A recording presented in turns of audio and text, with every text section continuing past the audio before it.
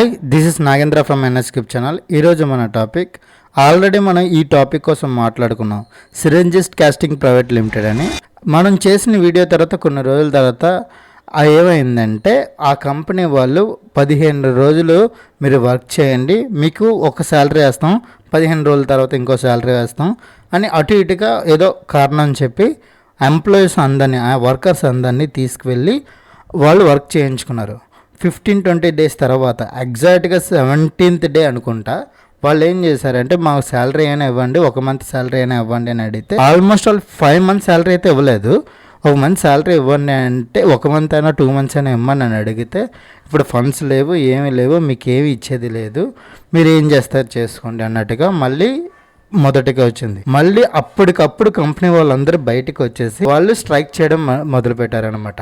వాళ్ళు ఇప్పుడు కంపెనీ వాళ్ళు బయట నిలబడి వర్కర్స్ మళ్ళీ స్ట్రైక్ చేయడానికి కారణం ఏమిటి, కంపెనీ ఏ విధంగా ఆలోచిస్తుంది అనేది ఈ వీడియోలో నాకు తెలిసిన ఇన్ఫర్మేషన్ ప్రకారం క్లుప్తంగా వివరించడానికి ట్రై చేస్తాను. వాళ్ళు ఆల్మోస్ట్ 6 months నుంచి వాళ్ళు శాలరీ అడుగుతున్నారు, ఇంకేం అడగట్లేదు.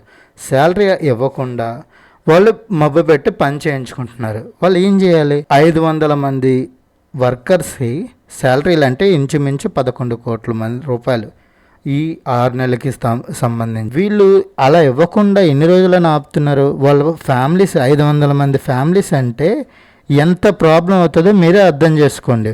1 గంట లేట్ అయినా మనకి శాలరీ ఎంత ప్రాబ్లం అవుతుందో, వాళ్ళు 6 నెలల నుంచే వాళ్ళకి శాలరీ ఇవ్వకపోతే ఉంటే వాళ్ళు ఎంత ప్రాబ్లంలో ఉంటారు.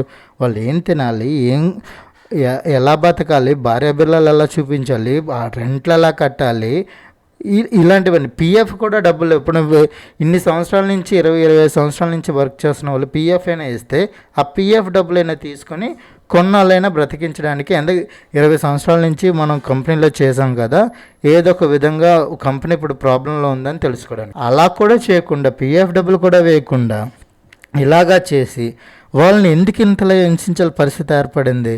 ఓకే, ఇది ఒక పాయింట్. నెక్స్ట్, ఈ కంపెనీ సిరంజిస్ట్ కాస్టింగ్ ప్రైవేట్ లిమిటెడ్ కంపెనీ పక్కనే, గోడ పక్కనే లేబర్ కమిషన్ ఆఫీస్ ఉంది. జోనల్ లేబర్ కమిషన్ అంటే మన దువ్వాడ రీజనల్కి సంబంధించి ఒక జోనల్ అనమాట.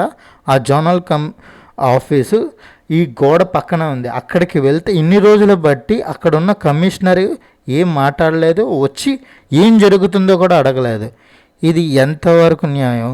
ఎవరైతే వర్కర్స్ ఉన్నారో ఇక్కడ జోనల్ ఆఫీస్లో వర్క్ కంప్లీట్ అవ్వట్లేదని తెలిపి వెంటనే జేసీ జాయింట్ కమిషనర్ అక్కయ్యపాలెంలో ఉంది, అక్కడికి వెళ్ళి ర్యాలీ చేశారు. ఆ వీడియోసే మనం ఇప్పుడు చూస్తున్నాం. అక్కడ కూడా కనీసం స్పందించలేదు అన్నట్టుగా మనకు వార్తలు వస్తున్నాయి అన్నమాట.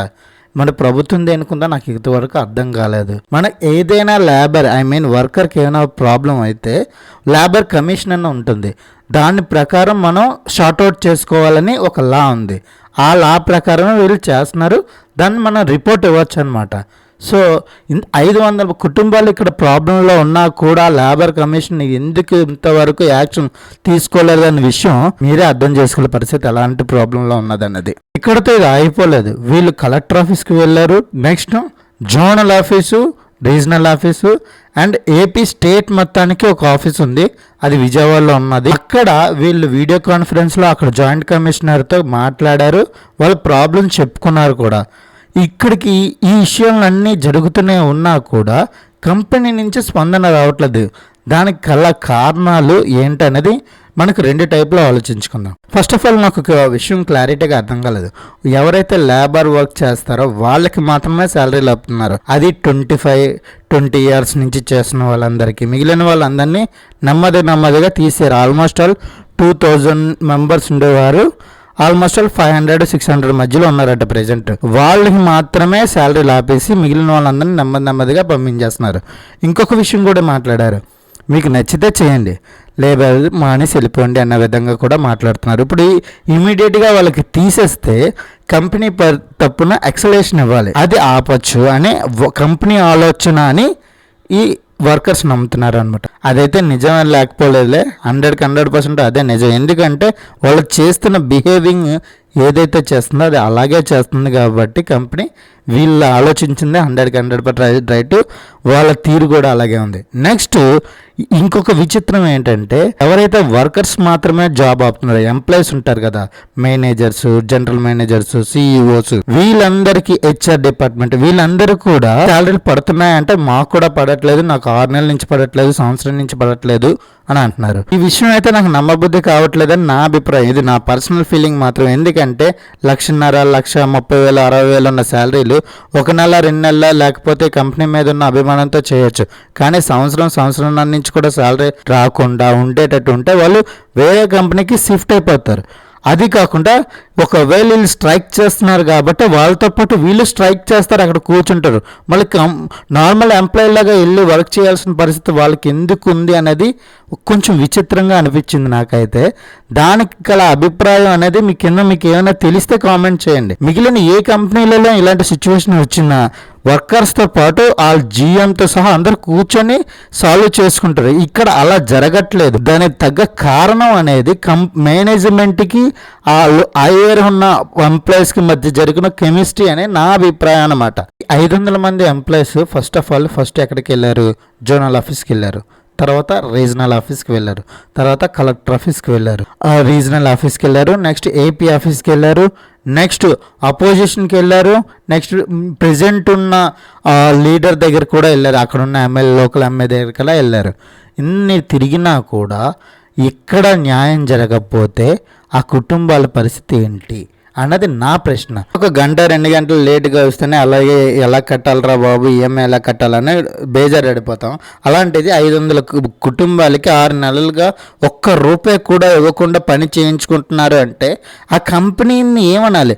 వీళ్ళు 500 కుటుంబాలు ఎలాగ సర్వైవ్ అవ్వాలి? పాల బిల్లులకి, కరెంటు బిల్లుకి, ఇంటి రెంట్లకి, తినడానికి, వాళ్ళ కుటుంబాలకి, మెడిసిన్ ఎక్స్పెన్సెస్కి, వాళ్ళ ఇంట్లో ప్రాబ్లమ్స్ ఉంటాయి, వాళ్ళకు షుగర్ పేషెంట్స్ ఉంటారు, కొంతమంది చిన్నపిల్లలు ఉంటారు, కొంతమంది గర్భిణీ స్త్రీలు ఉంటారు. వీళ్ళందరికీ ఎలా చూసుకోవాలి? ఏం చేయాలి? ప్రభుత్వం ఏం చేస్తుంది? నిద్రపోతుందా అంటే నేను చెప్పలేని పరిస్థితి. ఇక్కడ నా కంక్లూజన్ ఏంటంటే, నా తరపున 500 మంది తరపున, ఎంప్లాయీస్ తరపున, సిరంజిస్ కాస్టింగ్ ప్రైవేట్ లిమిటెడ్ కంపెనీ తరపున నేను ఒక గలం వినిపించాను ఈ వీడియో రూపంలో.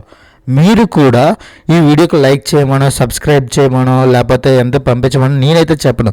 కానీ వాళ్ళకి న్యాయం జరిగేటట్టు ఏదైనా చేయడానికి మీ అంత కృషిగా ఏదైనా చేస్తాయి అంటే మీకు తెలిసిన ప్రతి ఒక్కరికి పంపిస్తే ఎక్కడో ఒక రూపంలో, ఎవరో ఒకరి రూపంలో ఎక్కడో దగ్గరికి వెళ్ళి ఆ సాల్వేషన్ అవుతుందని నా అభిప్రాయం.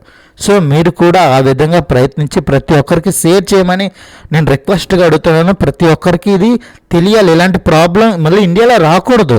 ఇలాంటివి వస్తే ఇలాంటివన్నీ ఎక్కువ అవుతాయి. ఇలాంటి 100 కంపెనీలు ఒకేసారి అయితే ఇండియన్ ఎకానమీ దెబ్బతింటుంది. అలా జరగడం ఇండియాకి మంచిది కాదని నా అభిప్రాయం. ఈ 500 మంది కుటుంబాలకి న్యాయం జరిగేటట్టు మీరు కూడా కృషి చేయమని వేడుకుంటున్నాను. ఇక్కడితో వీడియో సమాప్తం. Please subscribe my channel. Thank you for watching.